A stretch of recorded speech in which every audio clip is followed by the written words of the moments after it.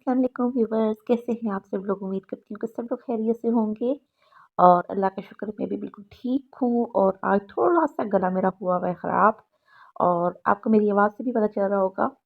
तो थोड़ा नज़ला ज़ुकाम भी हो रहा है माज़रत के साथ। तो यहाँ पर मेरी भाभी बना रही हैं आज बहुत ही मज़ेदार और चटपटे से चिकन शामी कबाब और इसकी रेसिपी भी मैं आपके साथ शेयर करूँगी।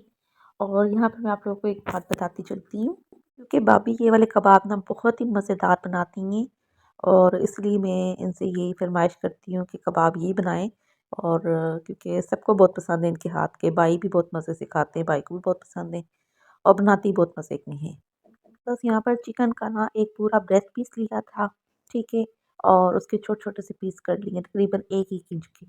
और साथ में हमने 1 प्याला चने की दाल डाली क्योंकि चने की दाल की मिकदार थोड़ी-सी कम होनी चाहिए और गोश्त ज़्यादा होना चाहिए, तभी शामी कबाब का मज़ा आता है और बड़े अच्छे से रेशे बनते हैं फिर इसके। और अगर आप दाल ज़्यादा डाल देंगे और चिकन कम डालेंगे, तो फिर आपके कबाब अच्छे नहीं बनेंगे। तो बस ये दोनों चीज़ें ऐड करके ना मसालों में क्या डाला है, नमक और धनिया पाउडर और 3 टेबलस्पून भर के ना कबाब मसाला डाल दिया था। अदरक और लहसुन डाला है, हरी मिर्ची और गोल वाली जो साबुत गोल वाली मिर्ची होती है ना, 5 से 6 वो डालनी थी। और साथ में 2 गिलास पानी डाल दिया था और बस इसको पकने के लिए रख दिया था। और बाकी का भी मैं आपको साथ-साथ बताती जाऊँगी। तो यहाँ पर ना भाई बाहर गए थे तो मैंने उनसे शक्करकंदी मंगवा रही थी अपने लिए, क्योंकि अक्सर मैं खाना ना खाऊँ तो फिर मैं ये बॉयल करके ना ये खा लेती हूँ। और अनार मम्मा और भाभी दोनों खाएँगी क्योंकि मैं नहीं खाती। और बस खीरा वगैरह था, ये सब चीज़ें साथ मंगवा रही थी। और ये ले आए थे शाही मेवा, शाही सुपारी सॉरी। और ये ना बहुत मज़े की है, भाभी को भी पसंद है, मम्मा को भी पसंद है, मैं भी खा लेती हूँ, मुझे भी अच्छी लगती है। बचपन में हम लोग बड़े शौक से खाते थे और अब तो काफ़ी अरसा हो गया था खाए हुए, तो भाई ले आए थे शॉप से।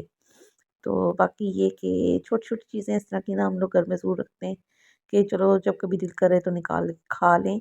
और ये बिस्किट हैं, ये तकरीबन ना हर तरह की बिस्किट खा चुकी हैं हमारे घर में ना, मतलब हर तरह के बिस्किट आते हैं।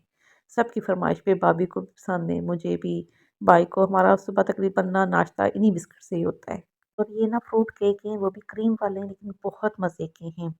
और मैं सारे बिस्किट नहीं ज़्यादातर खाती, मैं पीनट बिस्किट, सुपर बिस्किट और आजकल बटर बिस्किट वो भी बड़े मज़े के आ रहे हैं, वो मैं खाती हूँ।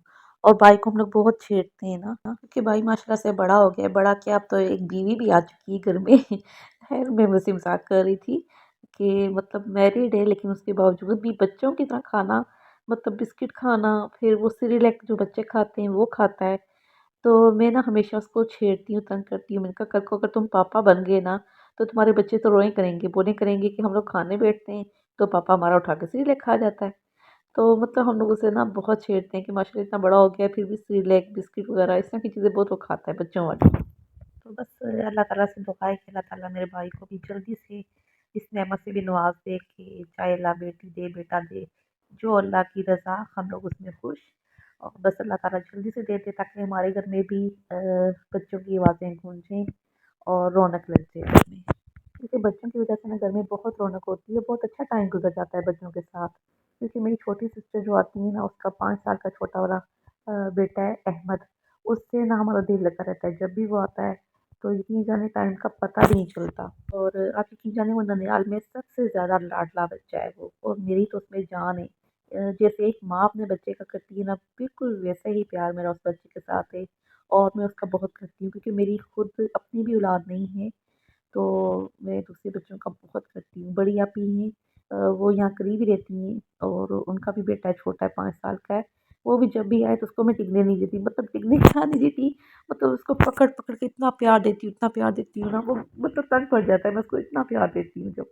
वो फिर मुँह साफ करता है। और इसी तरह जो छोटी वाली सिस्टर का बेटा है, उसको भी मैं प्यार दूँ तो वो भी आगे से मुँह साफ करेगा। मैंने कहा माशाअल्लाह देखो कितने अच्छे और साफ-सुथरे बच्चे हैं, ये हमारा मतलब प्यार देते हैं मुँह पे, वो भी बर्दाश्त नहीं करते। तो खैर यहाँ पर भाभी ने बना दिए थे शामी कबाब, बहुत ही ज़बरदस्त थे। और मेरे अंदर एक बहुत ही बुरी आदत है और वो आदत ये है कि जब भी घर में कबाब बने हो ना, तो मैं कबाब के साथ रोटी नहीं खाती। मैं कबाब मतलब वैसे ही खा लूँगी, लेकिन रोटी के साथ कबाब नहीं खाऊँगी।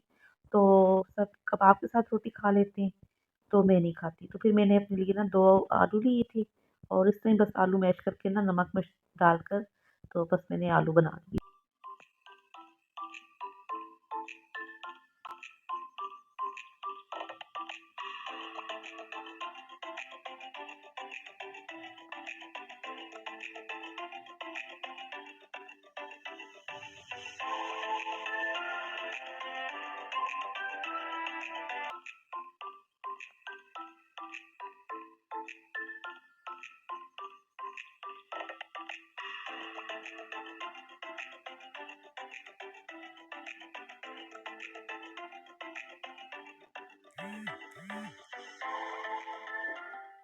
यहाँ पर कबाब बनकर तैयार हो गए थे, बहुत ही मज़ेदार थे और यहाँ पर साथ मम्मा ने टमाटर और पुदीने की चटनी तैयार कर ली थी।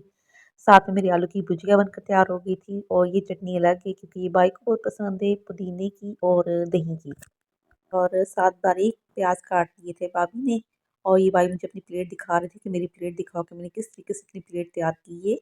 और यकीन जाने सिर्फ देखने में नहीं, कबाब ये खाने में भी बहुत ही मज़ेदार हैं। तो यहाँ पर कबाब इतने मज़े के थे कि सबने 3-3 4-4 कबाब खाए थे और एंड में कबाब भी कम पड़ गए थे, तो फिर हमने जो फ्रीज़ किए थे, यानी कुछ कबाब बच गए थे जो हमने फ्रीज़ किए थे, उसमें से कुछ हमने और फ्राई कर लिए थे और बाकी के हमने फ्रीज़ कर लिए थे। क्योंकि सुबह पराठे के साथ ये शामी कबाब खाएँ ना, तो आप यकीन जाने इतना मज़े का लगता है ना ब्रेकफ़ास्ट, कि मतलब दिल खुश हो जाता है। तो इसलिए हमने कुछ फ्रीज़ कर दिए थे कबाब ताकि हम सुबह नाश्ते के साथ खाएँगे।